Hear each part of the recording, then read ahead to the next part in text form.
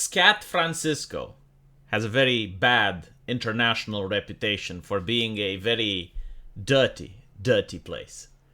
Which is kind of bizarre because I grew up watching movies from the 90s and Scat Francisco was presented as a paradise.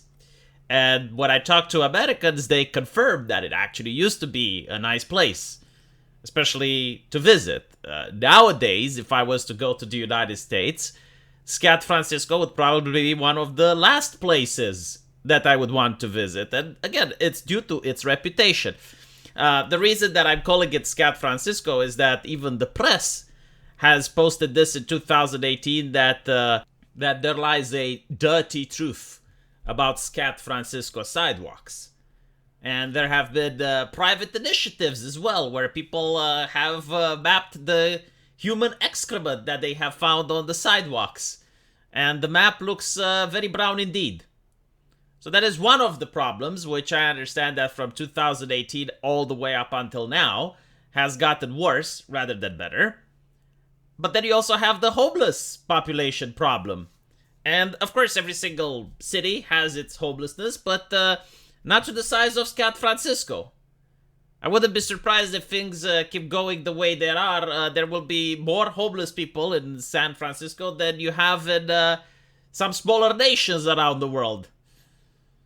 It's a problem. It's concerning. And then you also have the drug epidemic. Like, there are pictures on social media with people there acting like zombies because they're high. I have been told by subscribers, of course I couldn't fact check this if it's true or not, but, you know, taking your kids to school and walking past a person that's putting a needle in their arm, needles on the ground, it's not a nice place, okay? Not a nice place. But the thing is, like, it seems that everything is hopeless, right? It seems that it will never get better. But then the CCP holds the answer. Like, yes, China has miraculously managed to clean up the city.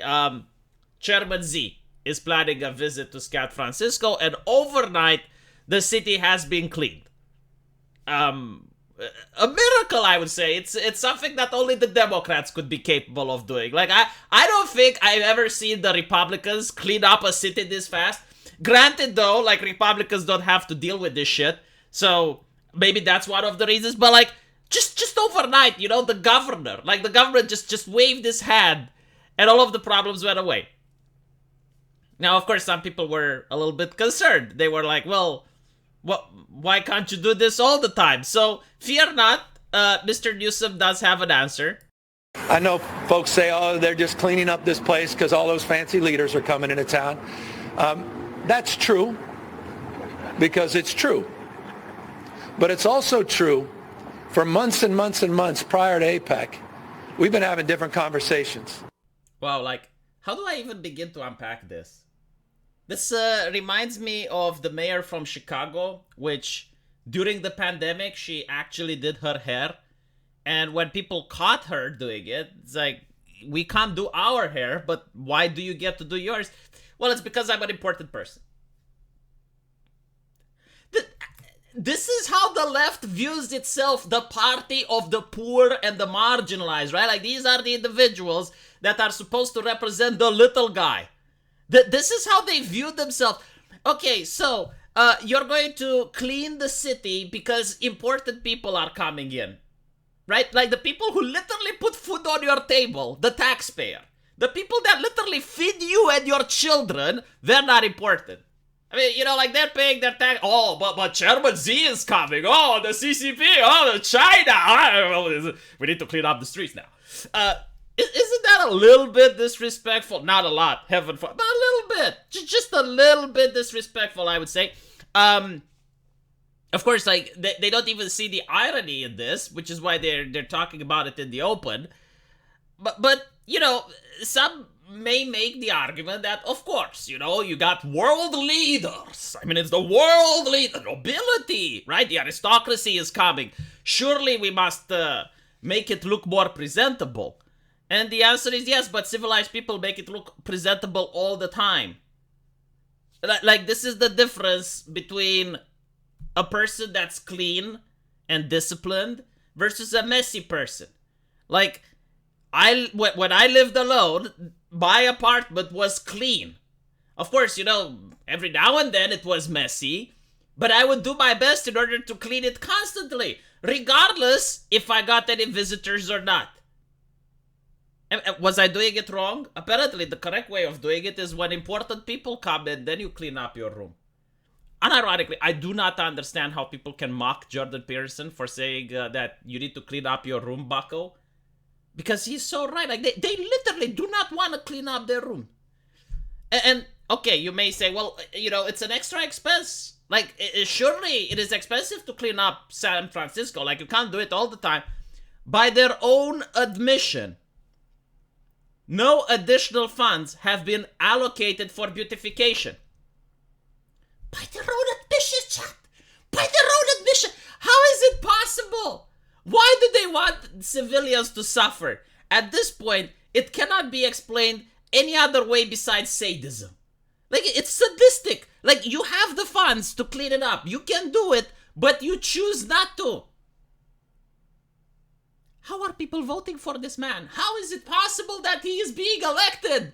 Why, though? Why? What exactly does he give? What does he give? I'm genuinely curious. Like, if he can't even clean up the city, when he has money, what does he do with the funds? Do they gorge themselves on the taxpayer money? Why doesn't the left talk about this? Like, the left always talks about we need to pay our fair share. Like, yeah, but what happens once we do pay it? What happens with the money, like, once they reach into our pockets and take them? Can we talk about that? How they spend it? Why is that? Why is Vosh never talking about spending? Why is Hassan Piker never talking about spending? Does it not matter at all? It's like, this is the hallmark of socialism, isn't it? And any type of government outreach. The only thing is to convince you to give your wealth. Once you gave it, you're supposed to stop asking about it. Otherwise, you're a racist, you're a transmophobist, you're a sexist, you're a bad person, okay? Like, if you start asking too many questions. I will give them this one thing, though. You can't really say that they solved the issue with homelessness. Because they haven't built affordable housings. They haven't taken the homeless people and placed them into homeless shelters. No. They just made it someone else's problem. Like, there's probably a listener to me right now, in a neighborhood, like, wondering where did all these homeless people sprung up from.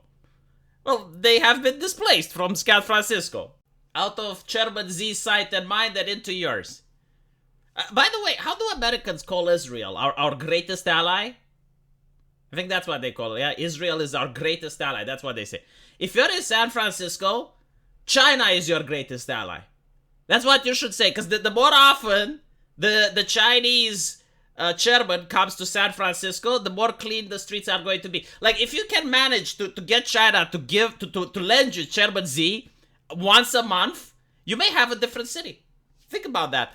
Let me know what you think, and I'll see you in the comment section. Take care. Anytime you put on an event, by definition, you have people over your house. You're going to clean up the house. You have 21 world leaders. You got tens of thousands of people coming from all around the globe. What an opportunity to showcase the world's most extraordinary place, San Francisco. Anytime.